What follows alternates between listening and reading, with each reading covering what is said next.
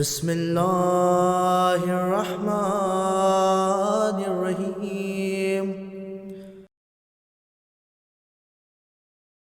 لا حول ولا قوة الا باللہ العلی العظیم۔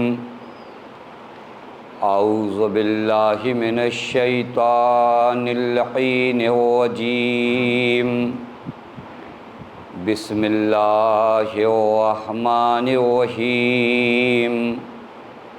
الحمد للہ الذی علا فی توحد ودنا فی تفرد وجلا فی شانہ وعظما فی ارکانہ وقہرا جمیع الخلق بقدرتہ وبرہانہ ثم الصلاة والسلام على اشرف الانبیاء والمرسلین حبیب الہ العالمین مولا و مولا الثقلین جد الحسن والحسین مولانا بالقاسم محمد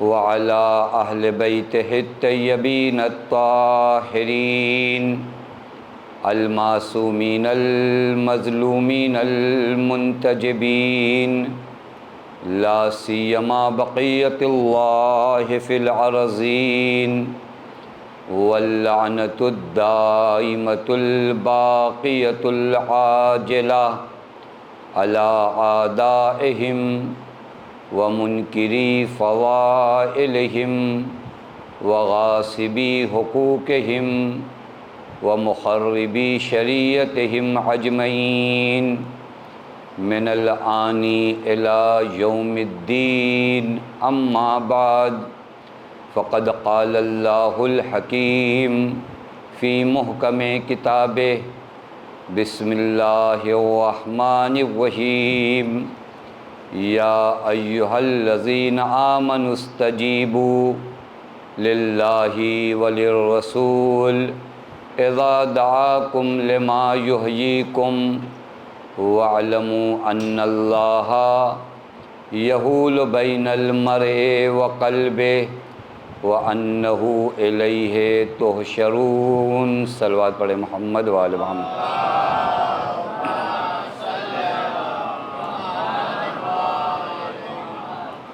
پروردگار عالم کا لاکھ لاکھ شکر ہے کہ اس نے ہمیں اور آپ کو بارگاہ اہل بیت علیہم الصلاۃ والسلام میں حاضر ہونے کی توفیق عنایت فرمائی۔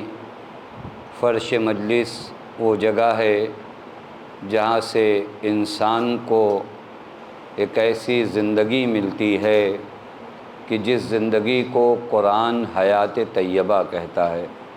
یوں تو سب زندہ ہیں لیکن حیات طیبہ جو قرآن کہتا ہے من عمل صالحا من ذکر او انثی فلنحیینہ حیاتا طیبہ، قرآن کہتا ہے وہ لوگ جو عمل صالح انجام دیتے ہیں، چاہے وہ مردوں میں سے ہوں چاہے وہ عورتوں میں سے ہوں، فلنحیینہم ہم انہیں زندہ کرتے ہیں۔ کون سی زندگی دیتے ہیں؟ حیات طیبہ دیتے ہیں۔ اب آپ غور فرمائیے، زندوں کو قرآن کہہ رہا ہے ہم زندگی دیتے ہیں، کیونکہ جو عمل صالح انجام دے گا وہ تو زندہ ہوگا نا، لیکن قرآن کہتا ہے ہم انہیں ایک اور زندگی دیں گے، فَلَنُحْيِيَنَّهُ ہم انہیں زندہ کریں گے۔ کون سی زندگی؟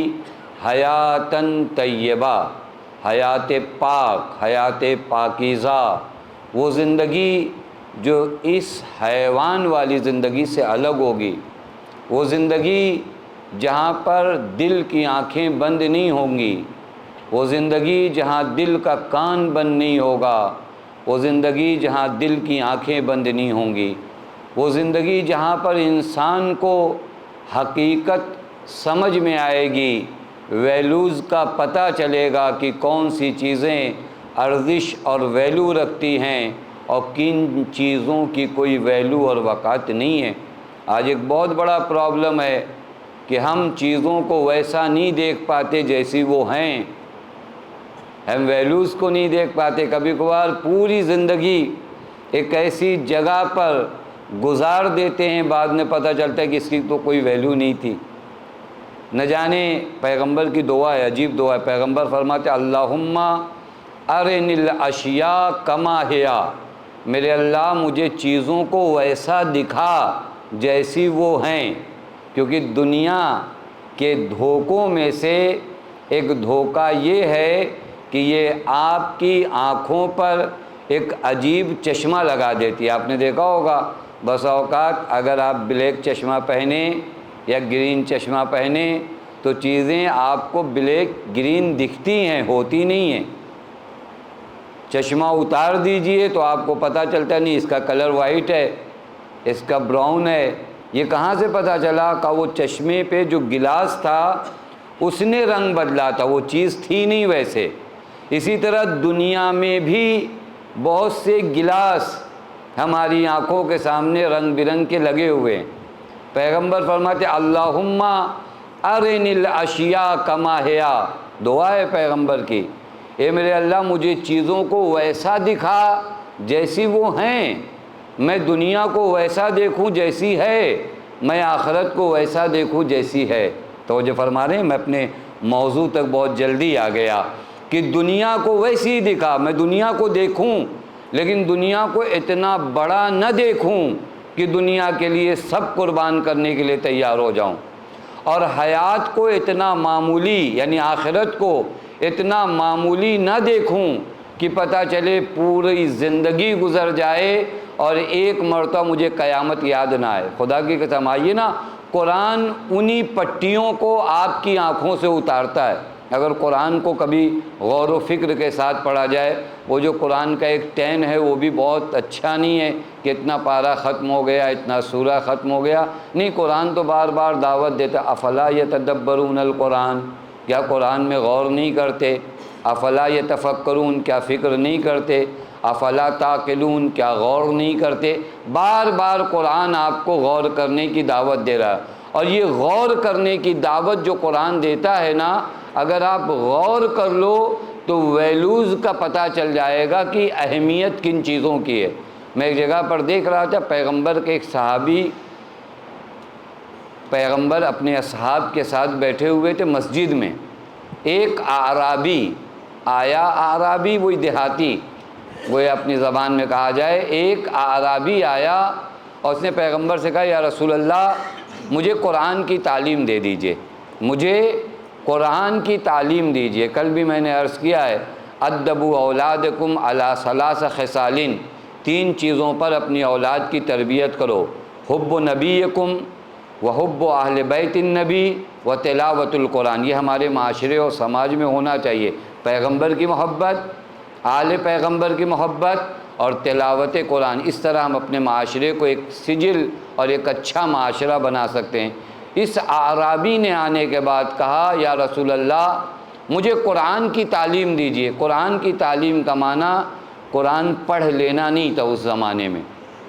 کہا یا رسول اللہ مجھے قرآن کی تعلیم دیجئے۔ پیغمبر، چونکہ پیغمبر کا جو مشن تھا وہ یہ تھا کہ اور لوگوں کے اندر اویئرنیس اور ایک بصارت اور بصیرت پیدا کی جائے، لہذا اپنے صحابی میں سے ایک کو بلایا اور کہا کہ انہیں لے جاؤ اور قرآن کی تعلیم دو۔ مسجد کے ایک گوشے میں پیغمبر کے یہ صحابی اس اعرابی کو قرآن کی تعلیم دینے لگے۔ سورہ زلزال کی آیت نہیں، فَمَن يَعْمَلْ مِثْقَالَ ذَرَّةٍ خَيْرًا يَرَهُ وَمَن يَعْمَلْ مِثْقَالَ ذَرَّةٍ شَرًّا يَرَهُ۔ جب اس آیت پر پہنچے نا تو اس اعرابی نے کہا یہ حق ہے، یہ قرآن ہے کہ اگر کسی نے ذرہ برابر بھی نیکی کیا تو کل دیکھے گا، اور اگر کسی نے ذرہ برابر بھی برائی کیا تو وہ دیکھے گا۔ ذرہ سمجھتے نا، ذرہ وہی جو گرد و غبار نہیں ہوتے، بس اسی کو سمجھ لیجئے۔ کہ اگر اتنا بھی کسی نے نیکی کیا ہے تو دیکھے گا، اتنا بھی اگر کسی نے برائی کیا ہے تو دیکھے گا۔ کہا یہ قرآن ہے؟ کہاں یہ قرآن ہے؟ کہا اگر یہ قرآن ہے تو اتنا کافی ہے میرے لیے، اب اس سے زیادہ مزید تعلیم کی ضرورت نہیں ہے۔ وہ چلا گیا۔ پیغمبر کے صحابی جب پیغمبر کے پاس آئے تو پیغمبر نے پوچھا کیا تم نے قرآن کی تعلیم دیا؟ تو بعض اسٹوڈنٹ نہیں ہوتے ہیں، آدھے گھنٹے 15 منٹ کے لیکچر کے بعد ان کو لگتا ہے کہ ختم کر دیا جائے۔ پیغمبر کے صحابی سے پیغمبر نے پوچھا تم نے پڑھایا قرآن؟ کا یا رسول اللہ جو آیا تھا اس کے اندر حوصلہ زیادہ نہیں تھا سیکھنے کا، بس میں نے اس آیت کو پڑھا، اس نے کہا یہ قرآن ہے، میں نے کہا قرآن ہے، کہا بس اتنا ہی میرے لیے کافی ہے، اور چلا گیا۔ زیادہ پڑھنے کا حوصلہ نہیں تھا۔ پیغمبر نے ایک جملہ فرمایا، کہا دعوہ فإنہ رجع فقیہا، چھوڑو اسے، وہ بہت کچھ لے کر گیا، وہ فقیہ بن کر گیا ہے۔ ایک صلوات پڑھے محمد و آل محمد پہ۔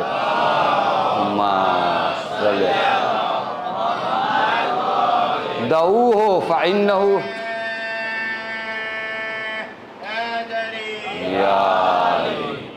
دعوہ فإنہ رجع فقیہا، اتنا آدمی خالی سمجھ جائے کہ جو کروں گا وہ مجھے دیکھنا۔ میں نے کل آپ کی خدمت میں عرض کیا تھا حسینی معاشرے کی پہچان کیا ہے؟ آخرت کبھی حسینی معاشرہ فراموش نہیں کرے گا۔ آخرت اگر آپ نے فراموش کیا، روز قیامت کو اگر آپ نے فراموش کیا، سوال و جواب کو اگر آپ نے فراموش کیا، یہ بھول گئے کہ جو کروں گا اس کا سوال نہیں کیا جائے گا، تو وہیں سے آپ دنیا زدہ بنتے ہو، وہیں سے محبت دنیا آپ کے دل میں آتے ہو۔ کل میں نے وعدہ کیا تھا کہ روز عاشور جو امام نے خطبہ دیا، روز عاشور امام کے سامنے جو مجمع آیا ہوا ہے، حضرت اس مجمع کو دیکھ رہے ہیں کہ یہ 30,000 کا کم از کم مجمع مجھے جو قتل کرنے آیا ہے، ان کا پرابلم کیا ہے، ان کی بیماری کیا ہے، ان کی مشکل کیا ہے، یہ کیوں آ گئے مجھے قتل کرنے کے لیے؟ پیغمبر کے بیٹے کو قتل کرنے کے لیے مجمع اتنا بڑا جمع کر دیا جائے، اور بھی وہ مجمع جن میں سے بعض نماز بھی پڑھتے ہوں، روزہ بھی رکھتے ہوں، بعض قربتاً اللہ تیر بھی چلا رہے تھے۔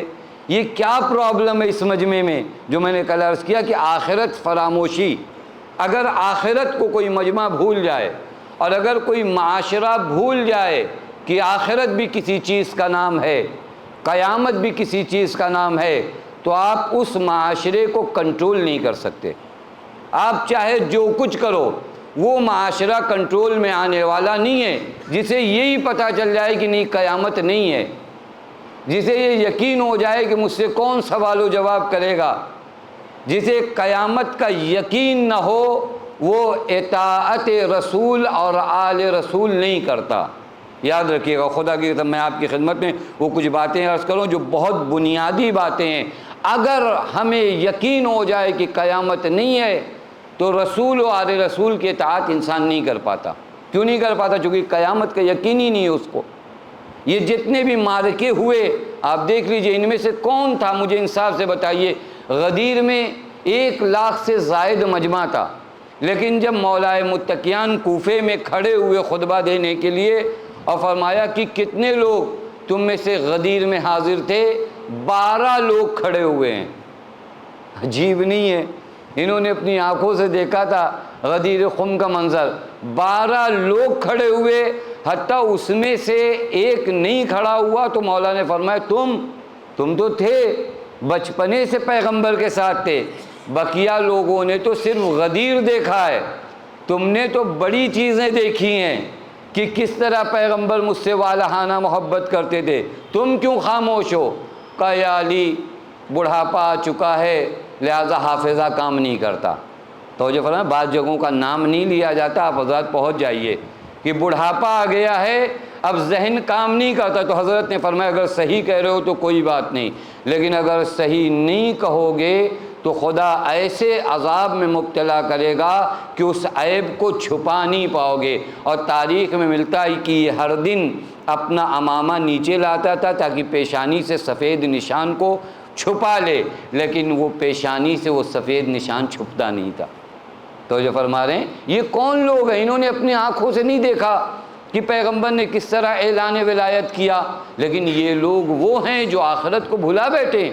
ان کو لگتا ہے یہ 2-4 دنوں کی دنیا کے لیے اگر ہم نے ولایت علی کا اقرار کر لیا تو جو بیت المال سے ہمارا شہریہ اور وظیفہ آ رہا ہے وہ بند ہو جائے گا، ہماری دنیا برباد ہو جائے گی۔ جب بھی انسان کو دنیا بڑی لگنے لگے، میرے جملے کو یاد رکھیے، خدا کی قسم میں آپ کے کانوں تک نہیں بلکہ آپ کے دل تک اگر یہ جملہ پہنچا سکا کہ اگر انسان کو دنیا بڑی لگنے لگے گی تو وہ اہل بیت کے ساتھ نہیں آ پائے گا۔ جس دن آپ کو دنیا بڑی لگنے لگے، جس دن دنیا بڑی لگے، اسی وجہ سے معلوم ہے ایک روایت عجیب ہے، اب ذہن میں آ گئی تو میں آپ کی خدمت میں عرض کروں۔ مولا فرماتے ہیں ذکر الموت، موت کو یاد کرو، موت کو یاد کرنے کے فائدے، اور حضرت نے اس حدیث میں فائدے گنوائے۔ ہمارے ہاں اگر کہیں خوشی کے فنکشن میں کوئی موت کا نام لے لے تو کہے کیا نحوست پھیلا دیا آپ نے۔ مولا فرماتے ہیں ذکر الموت، موت کو یاد کرو۔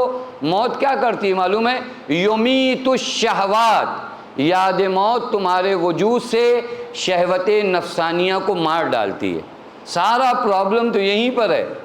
شہوات کا معنی شہوت جنسی نہیں ہے فقط، شہوت مال، شہوت مقام، شہوت منصب، یہ تمام شہوتیں اس وقت تک ہیں جب تک موت یاد نہیں ہے۔ موت یاد آ جائے یمیت شہوات النفس وَيَقْطَعُ مَنَابِتَ الْغَفْلَةِ، یاد موت کیا کرتی ہے؟ تمہارے وجود میں جو غفلت کا پودا اگ چکا ہے، یاد موت اسے اکھاڑ پھینکتی ہے۔ اور یاد موت کا ایک فائدہ کیا معلوم ہے؟ وَيُحَقِّرُ الدُّنْيَا، جو میرا موضوع ہے۔ یاد موت تمہاری نظروں میں دنیا کو حقیر بنا دیتی ہے۔ جب تک موت نہیں یاد ہے اس وقت تک دنیا عظیم لگتی ہے، اور جب تک دنیا عظیم لگے گی، ہوتا ہے نا بھائی، جو چیز مجھے زیادہ بڑی لگے گی کبھی بھی معمولی چیز کو قربان نہیں کیا جاتا قیمتی چیز پر۔ مجھے دنیا قیمتی لگے، آخرت معمولی لگے تو میں کس کے اوپر قربان کروں گا؟ یہ تو دو چار کا فیصلہ ہے۔ 2 روپیہ اگر کسی کا غائب ہو جائے اور وہ 50 روپے کا سامان لے کر آئے ڈھونڈنے کے لیے تو کہیں گے اس کو قربان مت کرو، وہ 2 روپے کی اتنی ویلیو نہیں ہے۔ تمہیں اگر دنیا عظیم لگے گی تو یاد رکھنا ہمیشہ آخرت دنیا پہ قربان ہوتی رہے گی، لیکن جس دن آخرت عظیم لگے گی تو پھر علی کہتے ہیں اگر اقالیم السبعہ مجھے دے دیا جائے اور کہا جائے ایک چونٹی کے منہ سے جو کا چھلکا ظلمن چھینوں تو میں علی یہ کام نہیں کرنے والا۔ معمولی مرحلہ نہیں ہے، آپ غور کریے، چونٹی، اس کا منہ، اس منہ میں جو کا چھلکا، مولا فرماتے اقالیم السبعہ، یہ تمام عالم علی کو دیا جائے اور کہا جائے یا علی فقط اس چھلکے کو اس چونٹی کے منہ سے ظلمن چھین لو تو میں پوری دنیا پہ ٹھوکر مار سکتا ہوں لیکن اس ظلم کا ارتکاب نہیں کر سکتا۔ یہ کب ہوگا؟ جب انسان کو آخرت عظیم لگے، وگرنہ مجھ جیسے آدمی تو 2-4 روپے کے لیے اپنا دین بیچ کر چلے آئیں گے، کیونکہ جنہیں لگے گا کہ دنیا عظیم ہے، دنیا ان کی نگاہوں میں اس قدر بڑی بن چکی ہے، اس قدر بڑی بن چکی ہے کہ ظاہراً وہ نماز پڑھتے ہیں لیکن حقیقت میں عبادت دنیا کی کرتے ہیں۔ حقیقت میں ان کے معبود کا نام دنیا ہے، ان کے معبود کا نام دنیا ہے، لیکن اگر آخرت یاد آ جائے نا، یہی مرحلہ تھا جو سرکار سید الشہداء نے، اللہ کرے کہ زندگی میں ایک مرتبہ ہم ان کلمات کو پڑھیں، سنیں، سمجھیں جو سرکار سید الشہداء نے مدینے سے نکلتے وقت کربلا تک ارشاد فرمائے تھے۔ ایسے حسین کلمات ہیں جو آج کی میری زندگی میں میری ضرورت کا نام ہے۔ یہ خطبہ جو میں آپ کو آج جہاں تک ساتھ دیا وقت نے، وہاں آپ کی خدمت میں عرض کروں گا روز عاشور۔ اب آئیے میں زیادہ حاشیے میں نہ پڑھوں۔ روز عاشور، دشمن کا لشکر صفیں بنا چکا ہے، اسلحوں میں غرق ہے، حسین کو قتل کرنے کے لیے ہر ایک ان میں سے ایک دوسرے پہ سبقت لے جا رہا ہے۔ آپ دیکھیں نا، پہلا تیر جو عمر سعد نے چلایا تو معلوم ہے کیا کہا؟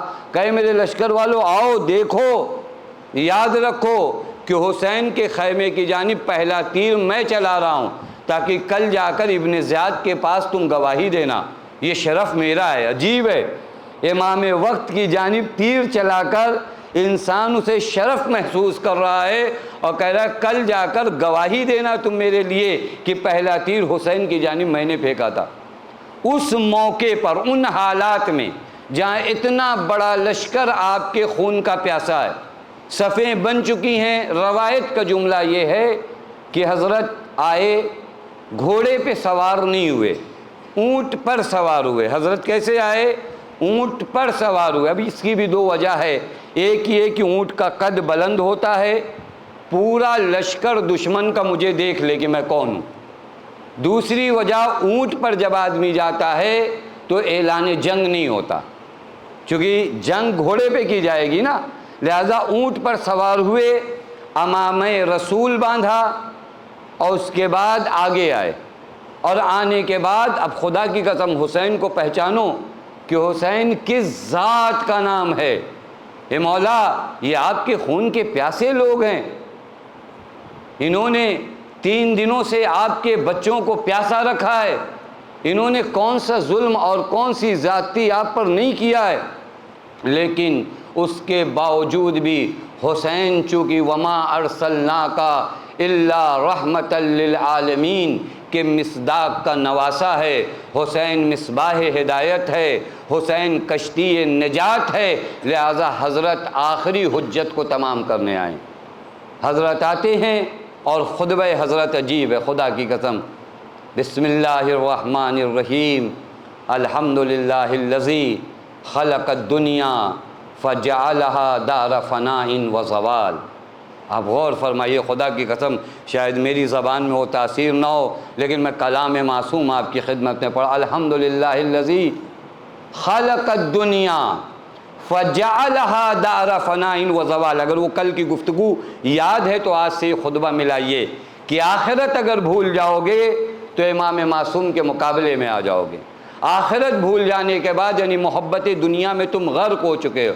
اب حضرت آتے ہیں اور اس مجمع کو مخاطب کر کے کہتے ہیں تمام تعریفیں ہیں اس خدا کی، خلق الدنیا، جس خدا نے اس دنیا کو خلق کیا، لیکن فجعلها دار فناء و زوال، اللہ نے اس دنیا کو دار بقا نہیں بنایا ہے، دار فنا بنایا ہے۔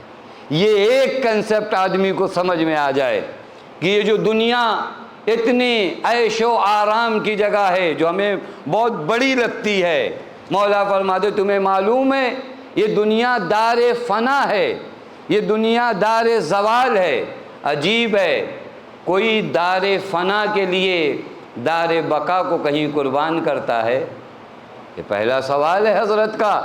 یہ دنیا، اس دنیا کے چہرے سے میں نقاب ہٹا رہا ہوں، جس دنیا نے بہت زیادہ جلوہ کیا ہے تمہارے سامنے، تمہاری آنکھوں نے، جس دنیا نے اپنے حسن و جمال کو اس قدر پر کر دیا ہے کہ تمہیں نواسہ رسول نہیں دکھائی دے رہا ہے، یاد رکھنا اس دنیا کی حقیقت یہ ہے کہ یہ دنیا دار فنا ہے، ختم ہو جانے والی ہے، دار زوال ہے۔ اس دنیا کو اللہ نے باقی رکھنے کے لیے خلق ہی نہیں کیا، جس نے خلق کیا ہے اس نے دنیا کو دار فنا بنایا ہے۔ اب تم بتاؤ اس دار فنا کے لیے تم آئے ہو، حسین کے مقابلے میں سوال نہیں ہے۔ تم اس دار فنا کے لیے، تم اس دار زوال کے لیے جو ختم ہو جائے گی، جو نہیں رہے گی، جو نہیں باقی رہے گی، یہ حقیقت اگر آج ہمارے لیے بھی واضح ہو جائے، چونکہ مولا کا خط فقط خطبہ سن 61 ہجری میں نہ دیکھا جائے، آج کے بھی زمانے میں دیکھا جائے۔ آج ہم کہتے تو ہیں جب کوئی مر جاتا ہے تو کیا کہتے ہیں؟ وہ دار باقی کی جانب کوچ کر گئے، کہ دار فنا سے دار باقی تک چلے گئے۔ یہ جملوں کی باتیں ہوتی ہیں، لیکن واقعاً مجھے یقین ہے، میرے عمل سے پتہ چلتا ہے کہ میں دار فانی میں رہ رہا ہوں، ہمارے کردار سے پتہ چلتا ہے کہ میں اس دار فانی میں ہوں اور جہاں جانا ہے وہ دار باقی ہے۔ یہ میرے کیریکٹر سے پتہ چلتا ہے، یہ نہیں پتہ چلتا۔ میری زبان کیا کہتی ہے وہ نہیں، میرا عمل کیا کہتا ہے وہ دیکھنا پڑے گا۔ میرے عمل سے پتہ چلتا ہے کہ میں دار فانی میں جی رہا ہوں، نہیں، میرے عمل سے تو پتہ چلتا ہے یہی سب کچھ ہے، یہاں کے بعد کچھ بھی نہیں ہے، جو کرنا ہے یہی کرو، اس کے بعد کہاں زندگی ملنے والی؟ اس کا مطلب مجھے میرا مولا بتا رہا ہے کہ دنیا دار فانی ہے، لیکن میرا عمل بتا رہا ہے کہ دنیا دار بقا ہے۔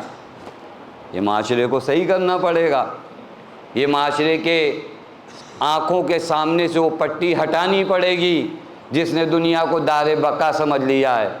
الحمدللہ الذی خلق الدنیا فجعلها دار فناء و زوال۔ میں زیادہ دیر کہیں نہیں رکوں گا چونکہ خطبہ طویل ہے، لیکن میں پورا خطبہ بھی نہیں پڑھوں گا، وقت ہی پہ تمام کروں گا۔ ایک صلوات پڑھے محمد و آل محمد۔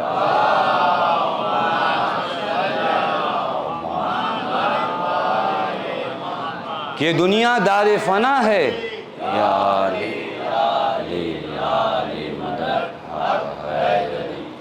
دار فنا دار زوال ہے، یہ حقیقت جان لو۔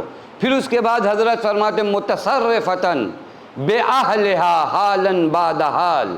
تم دنیا کی حقیقت، حسین ابن علی روز عاشور دنیا کے چہرے سے نقاب ہٹا رہے ہیں۔ متصرفتاً بأہلہا حالاً بعد حال، اس دنیا کے لیے مجھے قتل کرنے کے لیے آئے ہو جس دنیا میں کسی کے پاس کچھ باقی نہیں رہتا، آج ہے کل نہیں ہے۔ اس کا ترجمہ میں نے بہت آسان کیا، متصرفتاً بأہلہا حالاً بعد حال۔ آج طاقت ہے کل نہیں رہے گی، آج مال ہے کل نہیں رہے گا۔ یہ دنیا میں ایک چیز کسی کے پاس ہمیشہ رہتی ہی نہیں ہے، ہر روز حالتیں تبدیل ہوتی ہیں۔ آپ اپنے جسم کو دیکھ لیجئے نا، بچپنا، جوانی، بڑھاپا، متصرفتاً بأہلہا حالاً بعد حال، چینج ہو رہے ہیں، تبدیل ہو رہے ہیں۔ کس چیز پر اکڑ ہے؟ اس دار فنا پر، اس دار زوال پر، جہاں ایک کنڈیشن، ایک حالت میں تم رہو گے ہی نہیں۔ پھر حضرت فرماتے ہیں تمہیں پتہ ہے اس دنیا فانی سے کچھ لوگ دھوکہ کھا رہے ہیں۔ حضرت فالمغرور من غرتہ والشقی من فتنتہ۔ دھوکہ وہ نہیں کھاتا جس نے 2 روپے کا سامان 3 روپے میں لے لیا، اصل میں دھوکہ وہ کھاتا ہے جو دنیا دار فانی کو دار باقی سمجھ لے۔ اصل دھوکہ کس نے کھایا ہے؟ 1 روپے کا لاس ہو گیا کل کور ہو جائے گا، لیکن اگر میں یہ دھوکہ کھا گیا کہ یہ دار فانی کو میں دار بقا سمجھ گیا، وہ کب کور ہوگا؟ مجھے انصاف سے بتاؤ۔ اگر میں اپنی تجارت میں دھوکہ کھا جاؤں، آج نہیں تو کل کور ہو جائے گا، چلو ایک جگہ دھوکہ کھایا، لیکن اگر پوری زندگی دنیا کے ساتھ میرا عکس العمل، رد عمل یہ رہا کہ میں دنیا کو دار باقی سمجھتا رہا اور یہ دنیا رہی دار فنا، اب اگر اس عالم آخرت میں پہنچا تو وہاں کون سا کور ہونے والا ہے؟ حضرت فرماتے ہیں فالمغرور من غرتہ، مغرور کا مطلب دھوکہ کھایا ہوا۔ دھوکہ کھایا ہوا وہ ہے من غرتہ، جسے دنیا نے دھوکہ دیا ہو۔ والشقی من فتنتہ، شقی اور بدبخت وہ ہے جسے دنیا نے اپنا اسیر بنا لیا ہو۔ شقی بدبخت کون ہے؟ یہ مولا روز عاشور، اہمیت تو دیکھیے، روز عاشور مولا ارشاد فالمغرور من غرتہ والشقی من فتنتہ۔ شقی وہ ہے، بدبخت وہ ہے، بدقسمت وہ ہے جو دنیا کا اسیر بن جائے۔ دنیا بہت چالاکی سے دھوکہ دیتی ہے، دنیا دین کا لباس پہن کر بھی دھوکہ دیتی ہے۔ پتہ نہیں بات واضح ہوئی نہیں واضح ہوئی؟ دنیا کے دھوکہ دینے کا انداز الگ ہے۔ شاید اگر بات واضح نہ ہو میں بچوں کے لیے عرض کروں۔ دیکھیے بڑے احترام سے دنیا دھوکہ دیتی، کیسے میں بتاؤں آپ کو؟ مثلا میں امامہ آبا کبا پہن کر ایک دکان پہ جاؤں، وہ پہچان جائیں کہ مولانا صاحب ہیں، 5-6 لوگ پہلے سے وہاں پر ان کے یہاں سودا لینے کے لیے کھڑے ہیں، مجھے دیکھ کر انہوں نے سب کا نمبر کاٹ کر مجھے سودا دے دیا، میں بڑا خوش کہ ارے واہ اتنی ویلیو بڑھ گئی میری کہ 4-5 نمبر کاٹنے کے بعد انہوں نے مجھے دے دیا۔ دنیا نے آپ کو دھوکہ دے دیا، کیونکہ اس نے تو دے دیا سودا، لیکن یہ 5 لوگ جو آپ کے آگے تھے ان کے حق کا کیا ہوگا؟ آپ خوش رہے کہ آپ مولانا صاحب بن گئے، آپ کی عظمت بڑھ گئی۔ نہیں، دنیا نے دھوکہ دے دیا آپ کو۔ ہو گیا آپ کا کام. خدا کی قسم بڑی نزاکتوں سے دنیا دھوکہ دیتی ہے. مجھے لگے گا بھی کہ ارے بہت دیندار آدمی, وہ تو دیندار, چلو میں جو 5 آدمی پہ ظلم کر رہا ہوں, میری کیا گارنٹی ہے کہ آج میرے بس میں یہ 5 آدمی کو ظلم کرنا تھا, کل اگر میرا پاور بڑھ جائے تو میں 50 آدمی پہ ظلم نہیں کروں گا. یہاں دنیا دھوکہ دیتی ہے, یہاں دنیا دھوکہ دیتی ہے. بڑا ہوشیار رہنے کا مقام ہے. فالمغرور من غرته. دنیا بڑے حسین انداز میں, آپ دیکھو نا, آپ جس مولا کو مانتے ہو اس کی سیرت اٹھا کر کبھی دیکھو. خدا کی قسم بعض جگہیں ہوتی ہے جو ہمارے یہاں سبحان اللہ اور واہ واہ کہہ کے ختم ہو جاتی, لیکن غور کرنے کا مقام ہے. اگر غور کیا جائے, حضرت امیر ہیں, آپ کی زرہ چوری ہو گئی, کس کے پاس سے ملی؟ ایک یہودی کے پاس سے, مسلمان بھی نہیں ہے. اور یہ واقعہ معلوم ہے کب کا ہے؟ جب حضرت کی ظاہری خلافت تھی, اور خلافت کا دائرہ کتنا وہ سب آپ جانتے ہیں. مولا نے فرمایا یہ زرہ میری ہے. اس نے کہا نہیں یہ زرہ میری ہے. اس نے کہا مولا کائنات سے کہ اگر آپ کو دعویٰ ہے کہ یہ زرہ آپ کی ہے تو چلیے کورٹ میں, یعنی قاضی کے پاس چلیے. اب آپ غور کر سکتے ہیں, خلیفہ وقت اسے لے جایا جائے قاضی کے پاس, اگر کوئی اور خلیفہ وہیں پہ سر قلم کر دے کہ تو مجھے کہہ رہے ہو. حضرت نے فرمایا چلو, حضرت نے فرمایا چلو. پہنچے قاضی کے پاس. اچھا, اسلامی قانون کے لحاظ سے سسٹم یہ ہے کہ اگر یہ سامان کسی کے ہاتھ میں ہے اور آپ دعویٰ کر رہے ہو کہ یہ آپ کا ہے تو گواہ آپ کو لانا پڑے گا, چونکہ جس کی ملکیت میں ہے ابھی وہ تو گواہ لانے کو اس کو ضرورت نہیں ہے. آپ کو گواہ, آپ مدعی ہو وہ منکر ہے اسلامی اصطلاح میں. قاضی نے مولا سے کہا کہ مولا اگر آپ دعویٰ کرو تو گواہ لے کر آؤ. مولا مسکرائے, کہا میرے پاس کوئی گواہ نہیں ہے. علی کی عدالت کو دیکھو, یہ وہی ذات ہے جس نے دنیا کو 3 مرتبہ طلاق دیا ہے, کہ میرے پاس کوئی گواہ نہیں ہے. تو قاضی نے اس یہودی کے حق میں فیصلہ سنا دیا. آپ غور کر سکتے ہو معاملہ مرحلہ کتنا سخت ہے. فیصلہ سنا دیا, حضرت چل پڑے. ایک مرتبہ وہ یہودی پلٹا, حضرت کے قدموں پہ گر گیا, کہا مولا یہ ذرا بھی آپ کی ہے, میں تو در حقیقت یہ چیک کر رہا تھا آپ اسی نبی کے وصی ہو جس کے آنے کی بشارت جناب موسیٰ دے کر گئے تھے. توجہ فرما رہے ہیں.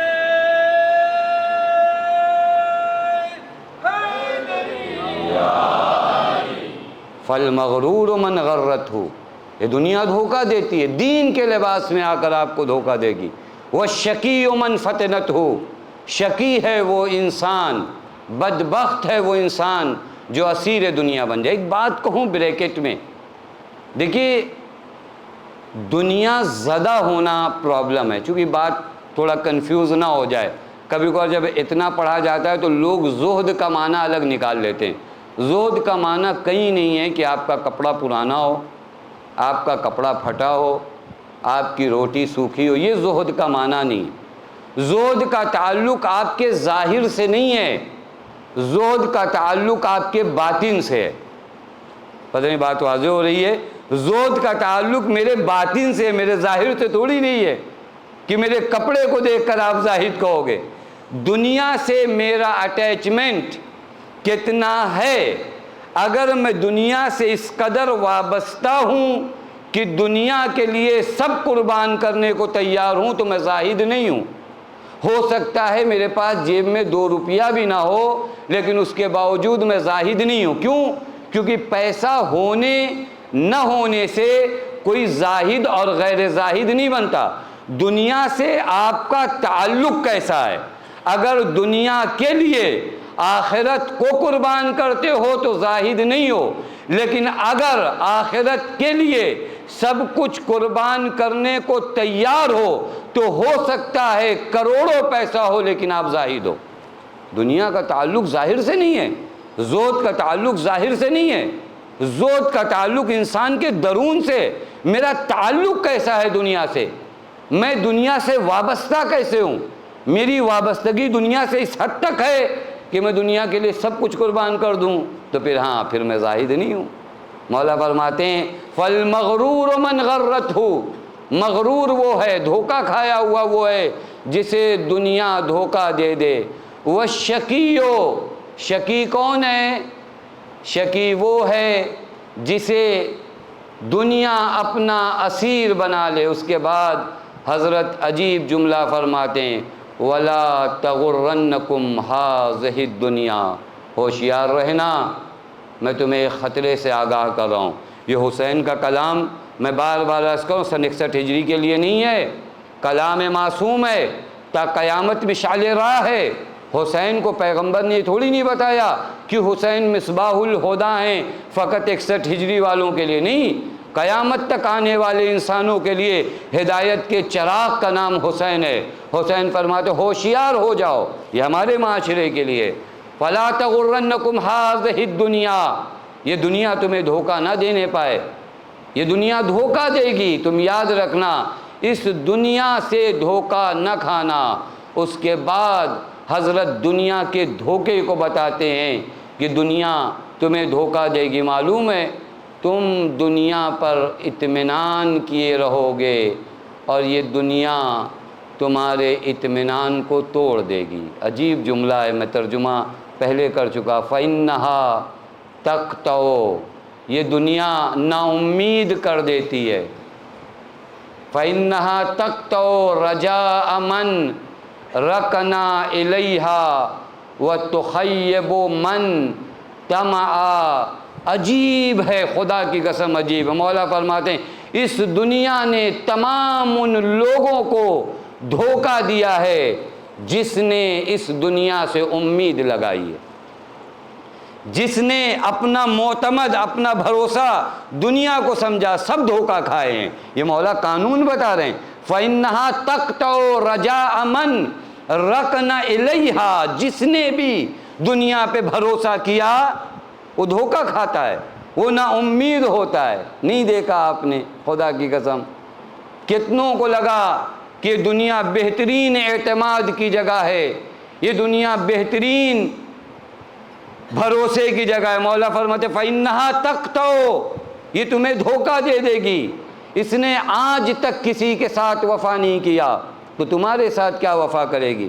روایت میں دیکھ رہا تھا، عجیب روایت ہے، سورہ یوسف، تو الحمدللہ اب ہمارے معاشرے میں دھیرے دھیرے اس کے معارف اس سیریل کی وجہ سے عام ہو گئے، لوگوں کے ذہنوں میں آ گیا، کسی حد تک وہ واقعہ جناب یوسف والا آپ کو معلوم ہے۔ روایت میں ہے کہ جب جناب یوسف کے بھائیوں نے انہیں کنویں میں ڈالا تو اللہ تعالیٰ نے فرشتے کو بھیجا، کہا جاؤ میرے بندے یوسف کی مدد کرو، اور یہ فرشتے آئے ہیں تو جناب یوسف مسکرا رہے تھے، تو فرشتے نے کہا آپ اس مصیبت کے وقت مسکرا رہے ہو، آپ کو مسکرانا تو نہیں چاہیے، آپ مسکرا رہے ہو۔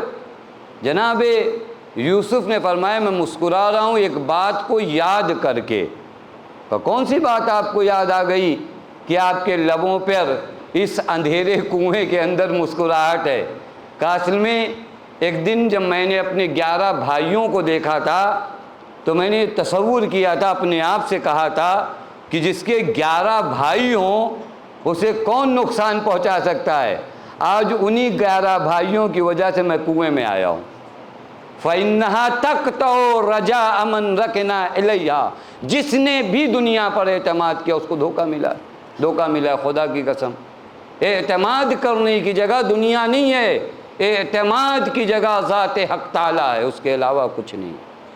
اعتماد کی جگہ ذات حق تعالیٰ، یہی توکل ہے نا، یہی توکل ہے، ذات حق تعالیٰ، اس کے علاوہ دنیا اعتماد کی۔ یہاں کس چیز پر آپ اعتماد کرو گے مجھے انصاف سے بتاؤ، یہاں کی کون سی چیز اعتماد کرنے کی ہے؟ یہ نشے والی چیزیں ہیں، اس دنیا میں جو کچھ ہے نا نشے کی چیزیں ہیں، اس پہ اعتماد، میں اپنی طرف سے نہیں، میرے پاس روایت ہے، مولا فرماتے ہیں ينبغي للعاقل ان يحترس من سکر المال وسکر القدرة وسکر العلم وسکر المدح وسکر الشباب۔ مولا فرماتے ہیں عاقل کے اوپر ضروری ہے کہ اپنے آپ کو کچھ نشوں سے بچائے۔ نشے کا لفظ استعمال کیا ہے، کون سا نشہ؟ مولا فرماتے ہیں طاقت کا نشہ، پیسے کا نشہ، مدح اور واہ واہ کا نشہ، علم کا نشہ، جوانی کا نشہ، یہ نشہ شمار کیا ہے کہ ان نشوں سے اپنے آپ کو بچاؤ۔ ایک مرتبہ منصب ملا تو نشے میں چور ہو، نہیں ہوتا۔ مال آیا تو نشے میں چور ہو۔ علی والوں کو اہل بیت بار بار متوجہ، یہ نشے کی چیزیں، ان پہ بھروسہ نہیں کیا جاتا۔ ان پہ بھروسہ کرو گے من سکر القدرہ، قدرت پہ بھروسہ کرو گے۔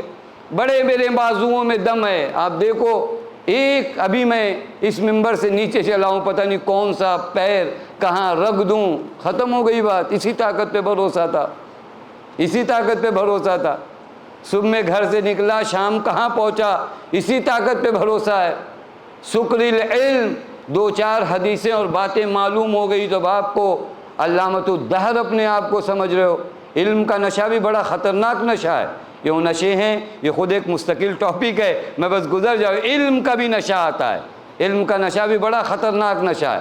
مال کا بھی نشہ ہے، تعریف کا بھی نشہ ہے۔ دو چار لوگوں نے تعریف کر دیا، اب اس کے بعد ان کو یہ لگنے لگا کہ اب ہمارے جیسا کون۔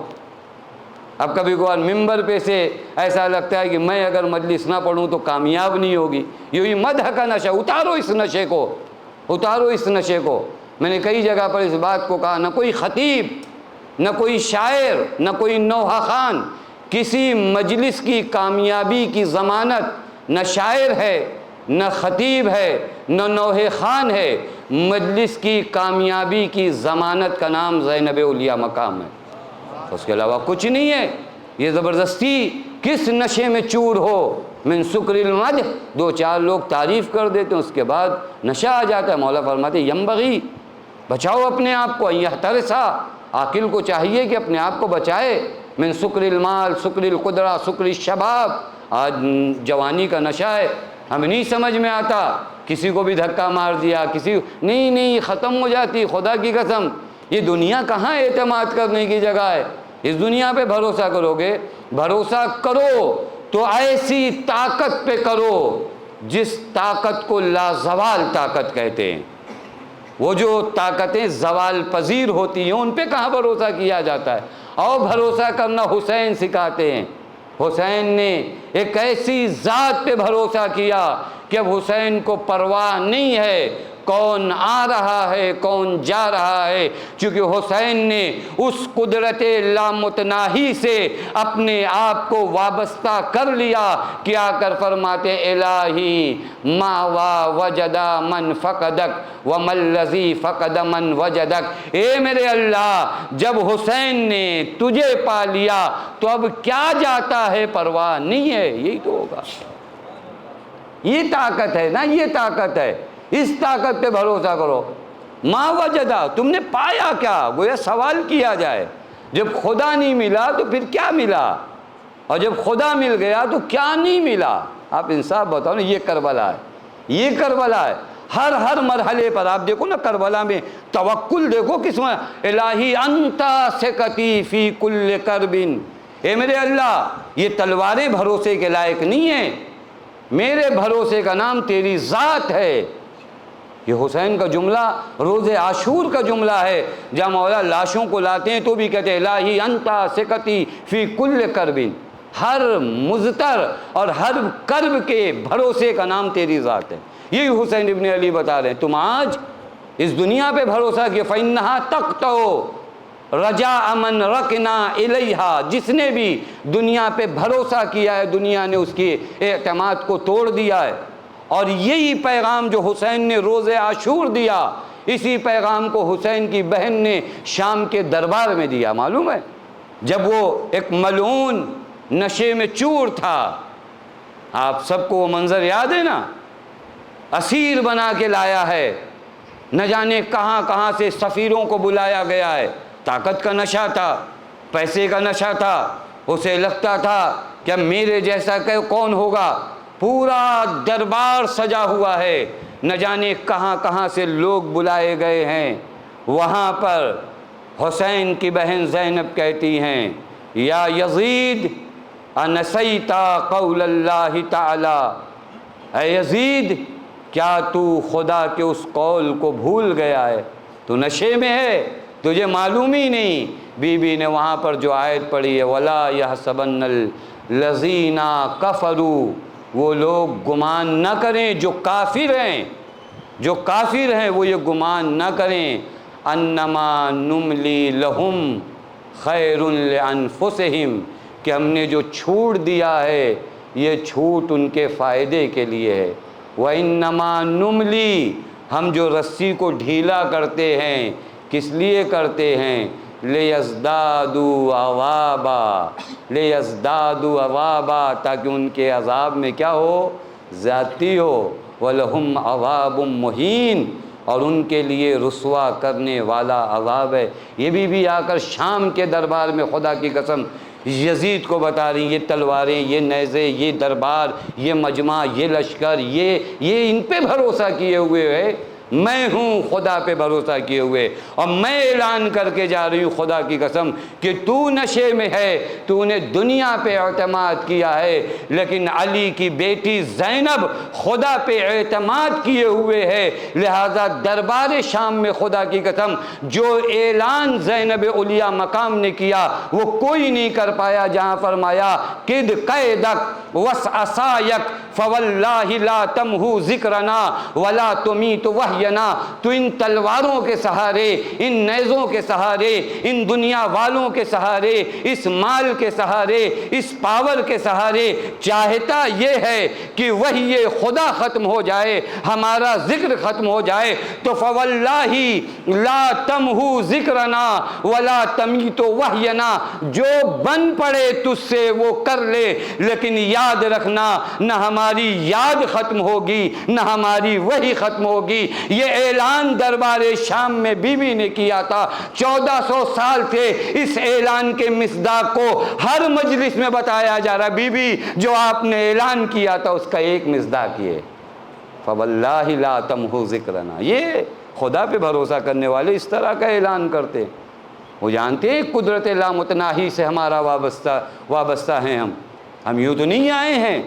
تو جو فرما رہے ہیں یہ وہ حقیقت ہے خدا کی قسم، اگر انسان کے ذہنوں میں سما جائے کہ ایک طاقت ہے، اس طاقت کا نام ذات حق تعالی ہے، اور اہل بیت علیہم السلام کا سب سے اطمینان کا سبب یہی ہے کہ وہ ذات حق تعالیٰ پہ توکل کے لیے۔ لہذا آپ دیکھو نا، جہاں دریا بہہ رہا ہے وہاں بے اطمینانی ہے، جہاں پیاس ہے وہاں سبحان اللہ کی تسبیح ہے۔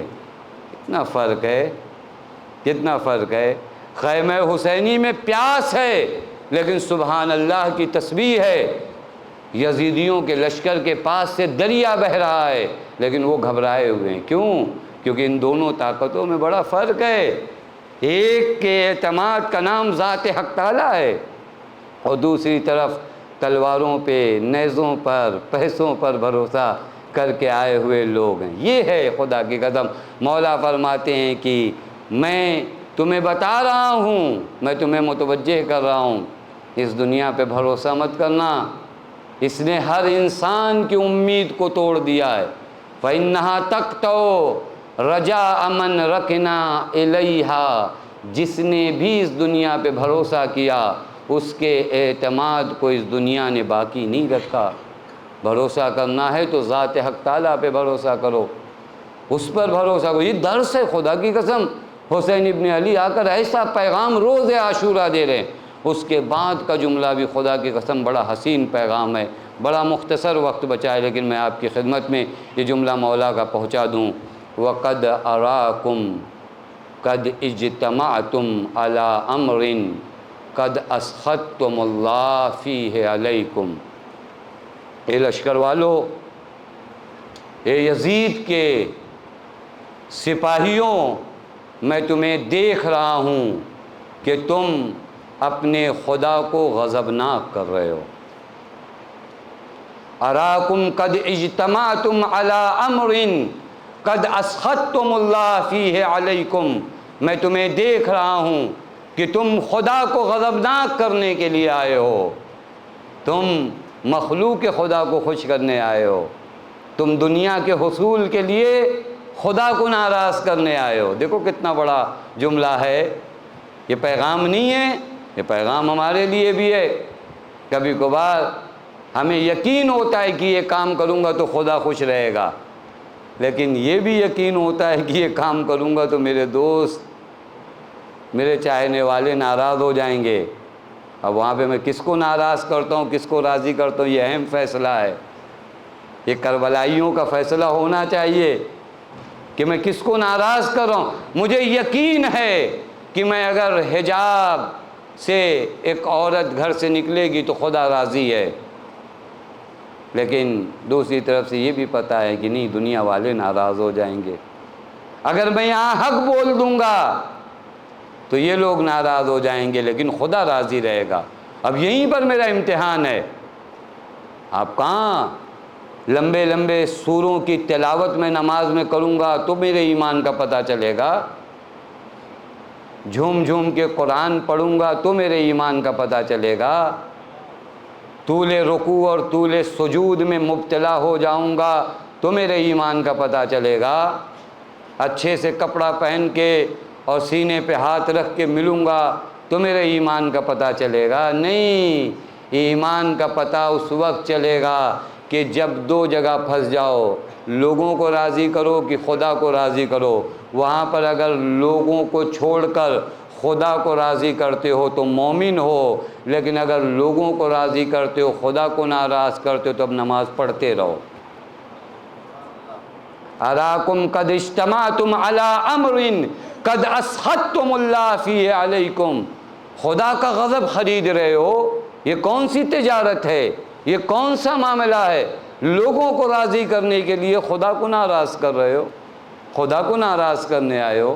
یہ بار بار عرض کرو، بہت اہم پیغام ہے ہمارے معاشرے۔ ہم چیک کیا کریں، خدا کی قسم اپنے آپ کو چیک کیا کریں، ہمارے معاشرے میں کتنی مرتبہ خدا کی رضایت کو مد نظر رکھا جاتا ہے، اور دین نے کبھی نہیں کہا کہ آپ لوگوں کو ناراض کرتے پھرو۔ ہاں، یہ بھی بات کہیں غلط نہ میسج چلا جائے، دین نے کبھی یہ نہیں کہا کہ آپ لوگوں کو ناراضی کرتے رہو۔ دین نے تو بتایا پڑوسی کا حق ہے، دین نے تو بتایا مہمان کا حق ہے، دین نے تو بتایا مسافر کا حق ہے، جس کے ساتھ سفر کرو اس کا حق ہے، ماں باپ کا حق ہے، لا تقل لہما اف، ان کے سامنے اف تک نہ کرو۔ یہ سب کو راضی کرنا ہے، لیکن معلوم ہے کب تک؟ جب تک رضائے خدا سے نہ ٹکرائے۔ بات واضح ہو رہی ہے؟ کبھی کبھار ہم اپنے ماں باپ کو راضی کرنے کے لیے خدا کو ناراض کرتے ہیں، یہ بھی غلط ہے۔ ماں باپ کا احترام سراخوں پر، میں نے ایک مجلس میں عرض کیا تھا کہ ہماری زندگی میں شاہ کلید، ماسٹر کی کا نام ماں باپ ہیں۔ جتنی بھی گرہیں ہیں نا ماں باپ کے احترام سے کھلتی، لیکن کب تک؟ قانون ہے اس کے لیے، لا طاعۃ لمخلوق فی معصیۃ الخالق۔ یہ قانون یاد رکھیے کہ مخلوق کی اطاعت بس اسی تک جب تک خالق کی معصیت نہ ہو۔ جہاں خالق کی معصیت ہو وہاں مخلوق کی اطاعت نہیں ہے۔ کوئی بھی ہو، کتنا بھی مقدس ہو، کتنا بھی معتبر ہو، آپ اس سے کتنی بھی محبت کرتے ہو، لیکن معصیت خدا میں اس کی اطاعت مت کرو۔ بہت قریبی دوست ہے، ناراض ہو جائے گا، نہیں جاؤں گا، لیکن ایک ایسی جگہ لے کر جا رہا ہے جو محفل گناہ ہے، تو خوب یہیں پر میرے دین کا، میرے ایمان کا امتحان ہو جائے گا۔ یہ دوستی چھوڑتا ہوں یا خدا سے رابطہ توڑتا ہوں؟ بہت ایزی ہے، بہت آسان ہے فیصلہ کرنا۔ میں یہاں کیا کرتا ہوں؟ میں دیکھوں تو آج اس زمانے میں آپ جو یہاں بیٹھے ہو، مجلس امام حسین سن رہے، پوری دنیا آپ سے ناراض ہے، نہیں ناراض ہے؟ بہت لوگ ناراض ہیں۔ یہ کیا ہر سال مجلس لگا رکھا ہے؟ ناراض ہیں یا نہیں ناراض ہیں؟ مجلس کرنا چھوڑ دو، راضی ہو جائیں گے آپ سے۔ جو ایک ٹائم چلا ہے، نہیں کرو، بہت لوگ راضی ہو جائیں گے، لیکن لوگوں کے راضی ہونے سے کیا ہوتا ہے؟ میرا خدا تو ناراض ہو جائے گا۔ تو یہ فرما رہے ہیں نہیں، کتنے کفر و شرک اور بدعت کے کتنے فتوے ہر سال آپ تک آتے، نہیں آتے آپ تک؟ آتے، کوئی مشرک کہتا ہے، کوئی کافر کہتا ہے، کوئی بدعت گزار کہتا ہے، پتہ نہیں کیا کیا ہم لوگوں کو کہتے، لیکن پھر جیسے ہی محرم کا چاند نمودار ہوتا ہے ہم پھر یہاں آ جاتے، ہم نہیں گھبراتے۔ بعض علماء فرماتے کروڑوں ڈالر خرچ کیے جاتے ہیں پورے سال آپ کے لیے، آپ کے خلاف، لیکن کہتے ہیں ہم پورا کروڑوں ڈالر خرچ کرتے ہیں، یا محرم کا چاند آیا سب برباد ہو جاتا ہے، پھر یہ نکل آتے یا حسین کہہ کے، پھر یہ نکل آتے، یہ تو مانتے ہی نہیں۔ اور نکلنا بھی چاہیے. خدا کی قسم علامہ امینی سے کسی نے کہا کہ ٹھیک ہے آپ گھر میں بیٹھ کر مجلس کرو، امام باڑے میں کرو، یہ آپ لوگ باہر کیوں نکلتے ہو؟ باہر کیوں نکلتے ہو؟ جلوس میں کیوں آتے ہو؟ علامہ نے فرمایا ہم سے ایک مرتبہ غلطی ہوئی، وہ غلطی یہ ہوئی کہ غدیر ہم نے گھر میں منایا تو تم لوگوں نے غدیر کا انکار کر دیا. اگر عاشورہ بھی گھر میں منائیں گے تو تم بھی یزید کے قاتل ہونے کا انکار کر دو گے، لہذا اب دوبارہ ہم گھر میں نہیں آنے والے. یہ غلطی ہوئی ہے، واقعی غلطی ہوئی. غدیر کو ایسے نہیں منایا گیا، غدیر پہ ہم سڑکوں پہ نہیں آئے، غدیر پہ ہم روڈ پر نہیں آئے. تو ہم سے پوچھتے ہیں غدیر کا حوالہ دو. کل یہ مجلسیں بھی نہیں ہوں گی نا اس طرح، یہ پوچھیں گے کہ کربلا میں حسین کو یزید نے شہید کیا، حوالہ دو. تو جو فرما رہے ہیں لہذا عاشورہ کو زندہ. لہذا میرے کہنے کا مطلب پوری دنیا آپ سے ناراض ہے. ناراض نہیں، ناراض ہے، ناراض ہے. کیا لگا رکھا ہے؟ کیونکہ مجلسیں تو بہت کچھ کرتی ہے نا. مجلسیں تو بتاتی ہیں کہ حسین کا قاتل یزید تو تھا، لیکن یزید کو اس مسند تک لانے والے کون لوگ تھے؟ بڑی دور تک باتیں چلتی ہیں. اور ایک چیز آپ کی خدمت میں عرض کر دوں، بس سن لیجئے. آج یزید کی حمایت شروع ہوئی ہے. ایک کتاب لکھی گئی خلیفۃ المظلوم یزید ابن معاویہ، مظلوم خلیفہ، کتاب لکھی گئی عربی میں. معلوم ہے کیوں لکھا جا رہا ہے، یہ کام کیوں کیا جا رہا ہے؟ میں اپنے قوم کے بچوں کو آگاہ کروں، بات ختم کروں.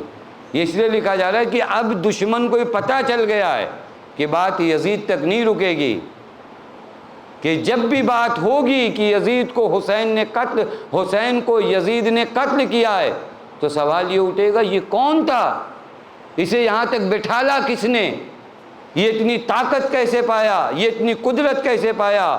تو پھر شجرے نکلیں گے، پھر باتیں دور تک جائیں گی. پھر جس نے پہلا ظلم کیا ہے وہاں تک مرحلہ آئے گا. لہذا پہلا پوائنٹ یہیں پہ بند کرو. تو جو فرما رہے ہیں مسئلہ سخت ہے. ناراض ہیں آپ سے، ناراض ہونے دیجئے، ہونے دیجئے.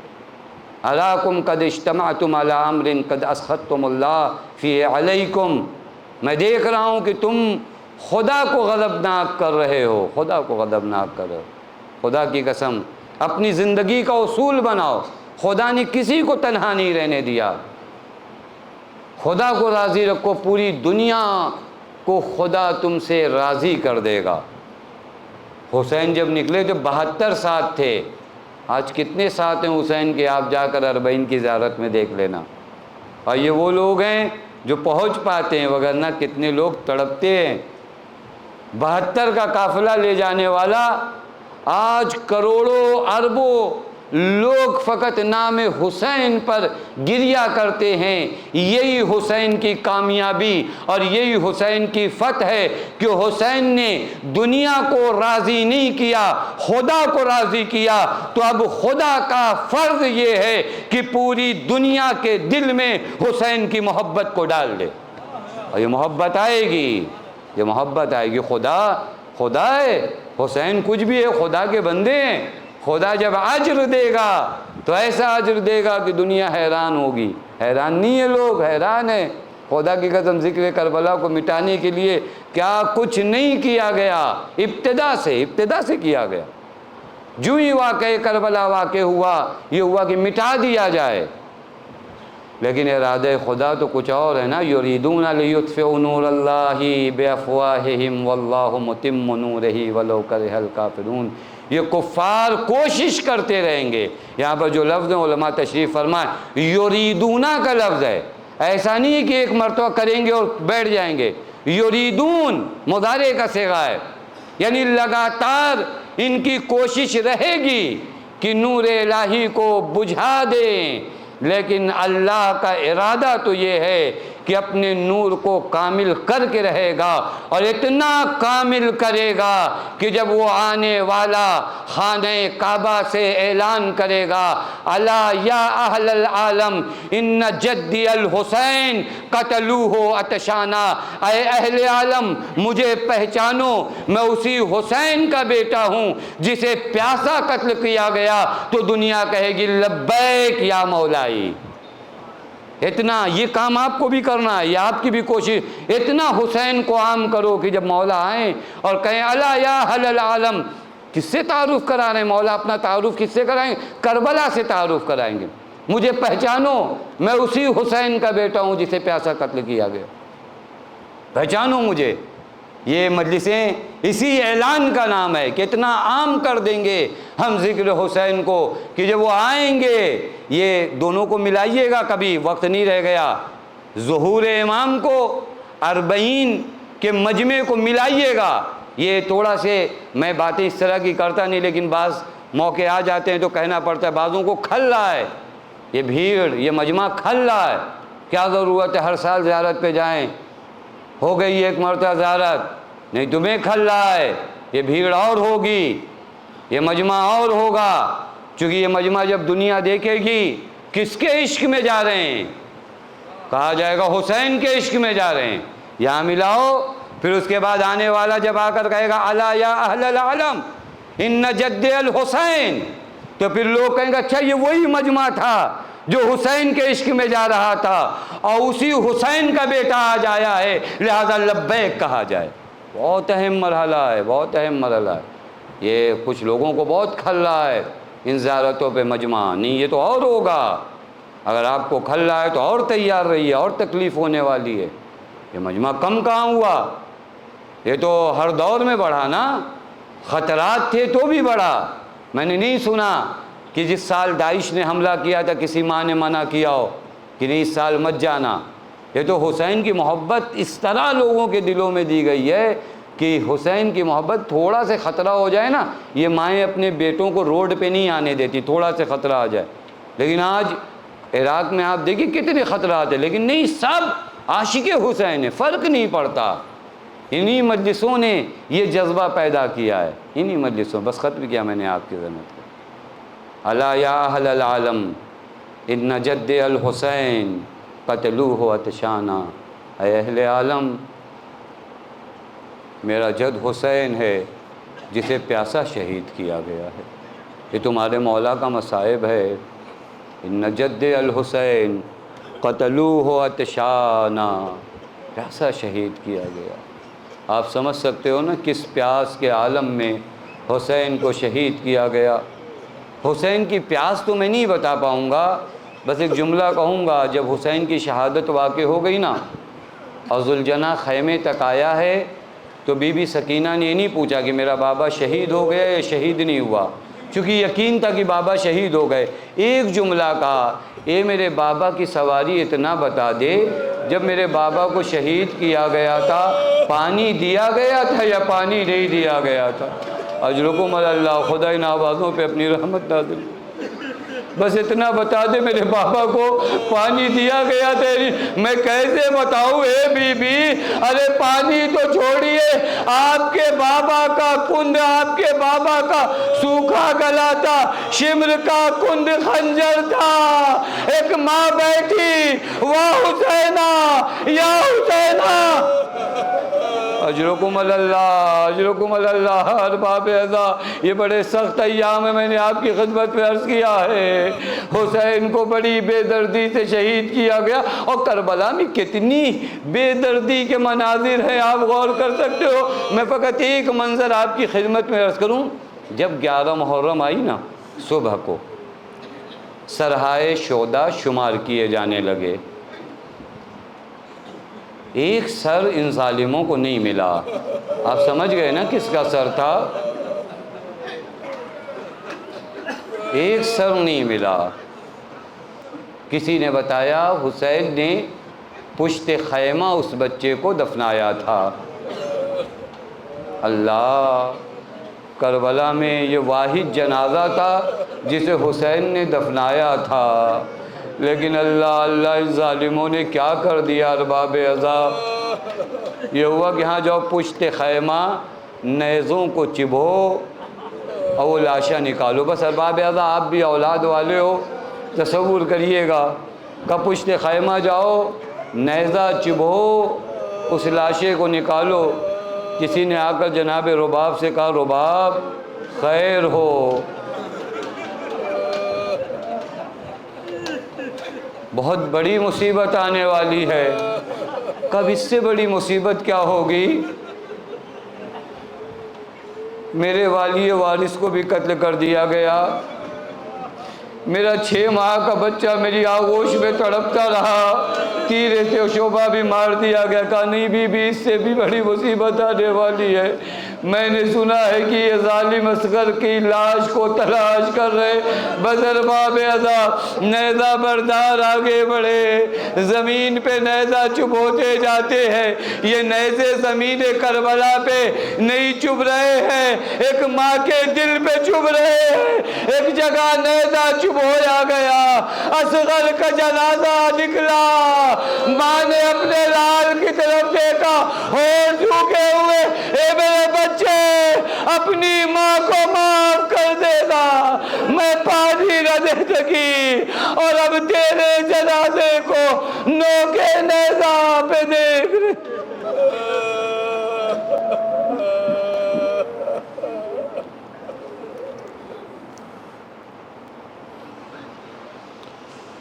وَسَيَعْلَمُ الَّذِينَ ظَلَمُوا أَيَّ مُنْقَلِبٍ يَنْقَلِبُونَ إِنَّا لِلَّهِ وَإِنَّا إِلَيْهِ راجعون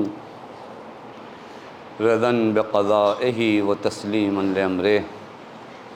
بار الہٰۃ الحق کا واسطہ، محمد کے حق کا واسطہ، ہمیں جو بیمار انہیں شفاء کامل و عاجل عنایت فرما۔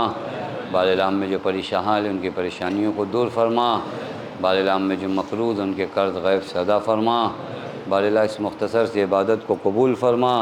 بار الہٰ ہماری قوم کے بچوں کو، جوانوں کو، نوجوانوں کو ترقی عنایت فرما۔ بار الہٰ ہمارے بزرگوں کو، بیماروں کو شفاء کاملہ و عاجلہ عنایت فرما۔ بار الہٰ تیرے حق کا واسطہ، محمد کے حق کا واسطہ، ہم سب کو حج و زیارات سے مشرف فرما۔ بار الہٰ تیرے حق کا واسطہ، محمد کے حق کا واسطہ، معبود تجھے بی بی زینب سلام اللہ علیہ کا واسطہ، وارث عدل و انصاف امام زمان کے ظہور میں تعجیل فرما، ہمیں ان کے اعوان و انصار میں شمار فرما۔